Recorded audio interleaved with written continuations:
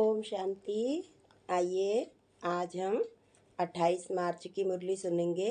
कल हमने 27 मार्च की मुरली सुनी, जिसमें हमारे परमपिता परमात्मा ने हमें बताया कि सत्य सुनाने वाले केवल एक ही हमारे परमपिता परमात्मा है, भगवान है।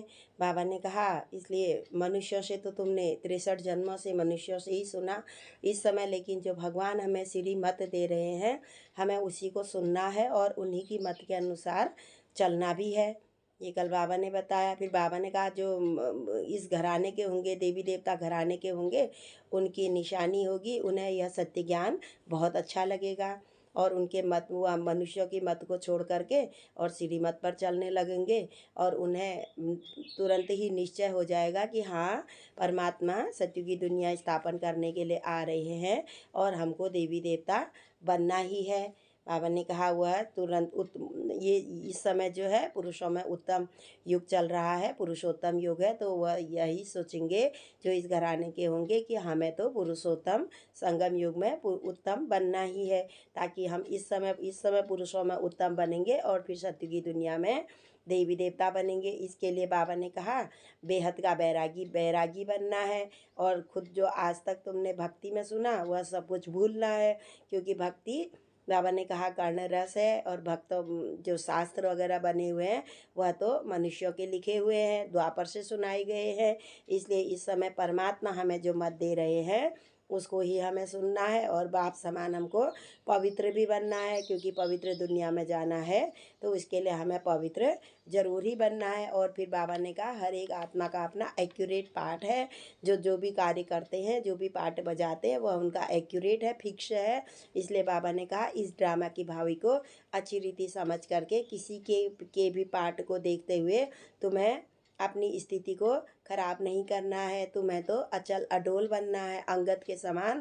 बाबा ने कहा इस ज्ञान में अंगद के समान तुम्हें अचल अडोल रहना है, जरा भी संशय नहीं उठाना है, क्योंकि संशय से हमारे संशय में उठा तो बाबा ने कहा सत्य की दुनिया में नहीं आ पाएंगे। अगर बाबा ने कहा निश्चय है तो अवश्य ही विजय निश्चित है। ये कल हमें हमारे परमपिता परमात्मा ने बताया। तो आज हम 28 तारीख की मुरली सुनेंगे। आज है 28/3/2024 प्रातः मुरली। ओम शांति। बाप दादा मधुबन। बाबा कह रहे हैं मीठे बच्चे, यह कल्याणकारी पुरुषोत्तम संगम युग है। इस समय परमात्मा सबका कल्याण कर रहे हैं। परमपिता परमात्मा शिव का अर्थ ही है कल्याणकारी। तो परमात्मा इस समय हमको पुरुषोत्तम बना रहे हैं। इसमें पुरानी दुनिया बदल कर नई होती है। इस युग को तुम कभी भूलो मत, यह बहुत कमाऊ का युग है। तो बाबा ने कहा इस संगम युग को तुम भूलो मत। प्रश्न है, बाप छोटे बड़े सभी बच्चों को आप समान बनाने के लिए एक प्यार की शिक्षा देते हैं, वह कौन सी है? बाबा प्यार से हमें इस समय शिक्षा दे रहे हैं।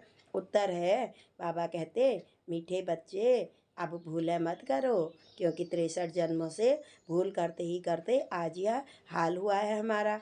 तो बाबा कहते हैं मीठे बच्चे अब भूले मत करो, यहाँ तुम आए हो नर से नारायण बनने, तो दैवी गुण धारण करो। हम यहाँ पर आए हुए हैं, पढ़ाई पढ़ने के लिए आए हुए हैं, इसलिए बाबा ने कहा आए हुए हो तो दैवी गुण धारण करो, तभी तो हम नर से नारायण बनेंगे। किसी को भी दुख मत दो, भूल करते हो तो दुख देते हो, भूल करना माना भी दुख देना है। बाप कभी बच्चों को दुख नहीं देते, भगवान कभी भी दुख नहीं देते हैं। यह भगवान की बहुत बड़ी ग्लानि है कि भगवान हमें सुख दुख देते हैं। बाबा तो हमें सुख ही सुख देते हैं, दुख तो हमें हमारे कर्मों के अनुसार ही मिलता है।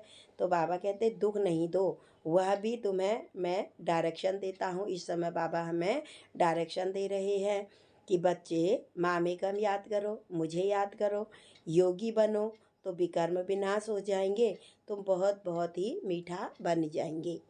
सब धारण करने के लिए मुरली से सार है। पहला पॉइंट है पवित्र बनने में महावीर बनना है।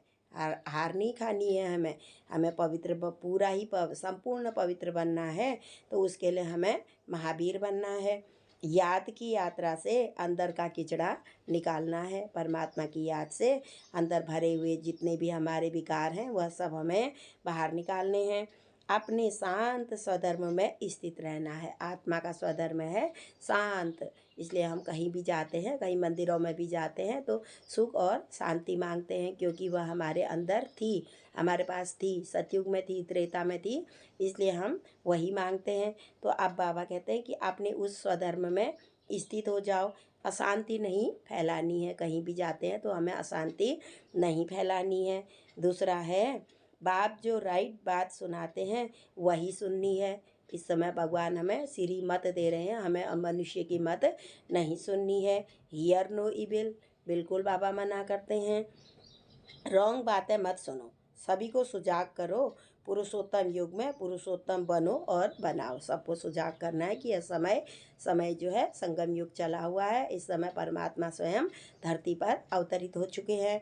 तो बाबा ने कहा है पुरुषों में उत्तम बनना भी है हमको और बनाना भी है। आज का हमारे लिए बाबा का मधुर वरदान है। बाबा हमें रोज़ वरदानों से भरपूर करते हैं। आत्मिक शक्ति के आधार पर, आत्मा की शक्ति के आधार पर तन की शक्ति का अनुभव करने वाले सदा स्वस्थ भव। यदि आत्मा पावरफुल होगी तो तन की बीमारी भी हमें बिल्कुल, बाबा कहते हैं कांटे से सूली से कांटे से फूल जैसी लगेगी, तुम्हें बिल्कुल ही हल्के हो जाओगे। तो बाबा ने कहा आत्मिक शक्ति के आधार पर तन की शक्ति का अनुभव करने वाले सदा स्वस्थ भव। इसका सार है, विस्तार है, इस अलौकिक जीवन में आत्मा और प्रकृति दोनों की तंदुरुस्ती आवश्यक है।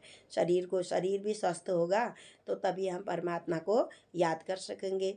जब आत्मा स्वस्थ है तो तन का हिसाब किताब, तन का रोग, सूली से कांटा बनने के कारण, स्वस्थिति के कारण स्वस्थ